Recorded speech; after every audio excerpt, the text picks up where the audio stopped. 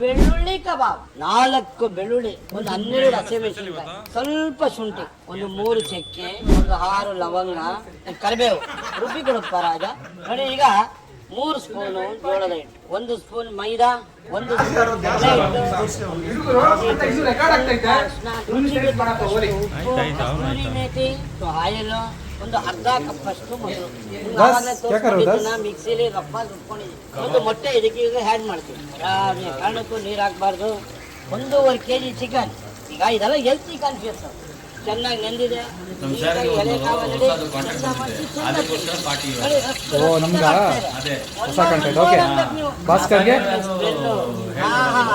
ಒಂದ್ಸಲ ಹಂಗೆ ಕರ್ಬೇವು ಯಾವ ಕಲರ್ ಇದೆಯಾ ಏನಿದೆ. ಬೆಳ್ಳುಳ್ಳಿ ಕಬಾಬ್ ಸ್ಪೆಷಲ್ ಬೆಳ್ಳುಳ್ಳಿ ಕಬಾಬ್.